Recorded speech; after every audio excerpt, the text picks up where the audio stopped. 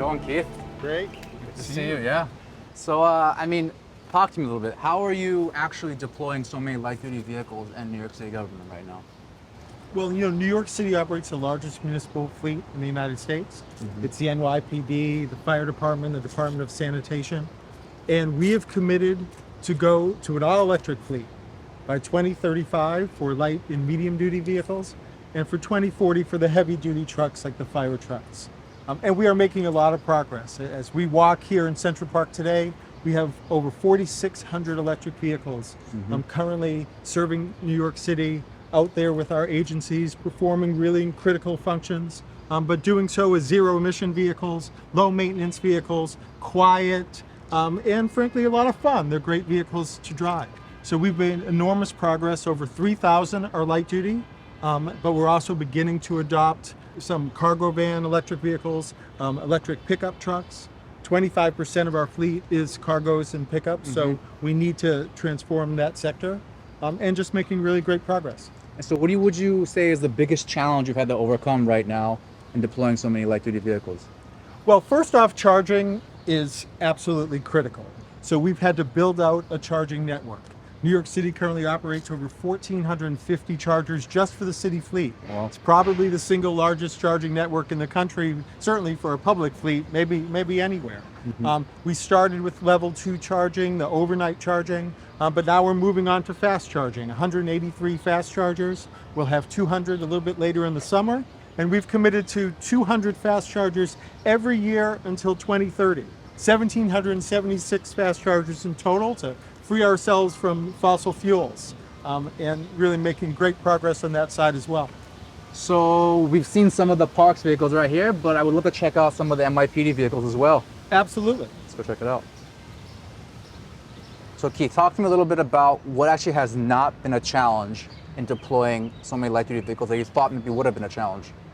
Well, first, everyone gets worried about range in electric vehicles. And it's true that the first electric vehicles were 80 to 100 mile range, and you had to be careful about what you could assign to them. We got through those and they all worked fine, and now we're at the 200, 250, and range has really fallen out as an issue. So that's been very positive. Also on the maintenance and reliability side. So it's a new vehicle, you're not sure, is this gonna work? Are there gonna be breakdowns? How will it work in cold weather? We are one of very few organizations that have run a lot of electric vehicles over an entire vehicle life. Over 400 electric vehicles, we're now in year 12. And they've achieved over 60% reduced maintenance. They've been more reliable than gas vehicles, far fewer breakdowns, and on super hot days, as we now enter the summer, you're not getting those overheating issues. You're avoiding the idling. The last thing I'll mention is just on adoption. Do the fleet operators like them, or is this some kind of mandate and they all don't want to do it, but they have to? Truth is, electric vehicles sell themselves, right? They're quiet, they're clean. Nobody has nostalgia over the tailpipe. It's not positive for anybody. Gassing up stinks. There's no one who says, oh, I can't wait to go to the gas station. And electric vehicles have really helped sell themselves. I think our employees like having them. And certainly as we've got into some of the newer models, like the Ford Mustang, they're asking for them, right? Can you get me one? So what would you say is, if you had to say super tight, super quick, the biggest recommendation to anyone, whether a company or government, looking to deploy light-duty vehicles that are electric? Get going. The models are out there, hybrid, plug-in hybrid, all electric. You will save money, right? There is a return on investment on the lower maintenance, getting out of fuel costs, longer lasting vehicles, but it'll extend the acquisition cycles, and really just setting up charging, level 2 charging is not that complicated. We all know how to charge things in our lives, right? Who doesn't have a phone? Those phones are all getting charged and doesn't require a government program. So you will figure out charging. These vehicles will sell themselves, they will save you money, and everyone will like them, right? If an NYPD can go electric, then... And of course, here we have one of our first NYPD all-electric police vehicles. There's no more difficult operation than policing in the city.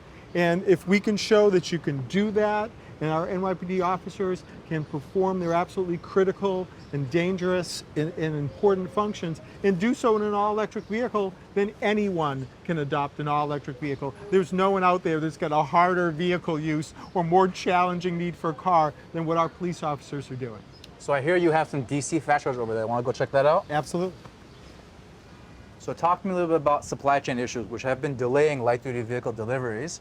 How have you gone about preparing your continuation of deploying vehicles in this kind of moment where you may have had delays getting vehicles? It's true that, coming out of COVID, there have been supply chain issues in the fleet industry, as there have been throughout the country. That said, it really has not stopped anything we're doing. We're still putting in our orders. We don't always get delivery exactly when we want, but we're getting delivery. Our electric vehicle fleet is expanding. So in that sense, we're making a lot of progress despite the supply chain challenges. But it's also a good time to get your charging in place. In the chicken or egg question of electrification, it's the charging, right? You really need to lead with the charging. You want to make sure you don't get a big vehicle delivery before that charging is ready to support it. So we're expanding our fast charging network, growing our level 2 overnight charging, also expanding our solar carports. We operate 110 solar carports and have 50 more being delivered as we speak, all throughout the city to our city agencies. So yes, there are supply chain issues, but they don't have to slow you down. Maybe they delay you here or there, but get your charging in place, get your vehicles ordered, and you can keep making progress on electrification. Okay, it's been a pleasure. Thank you so much for the time. Thank you.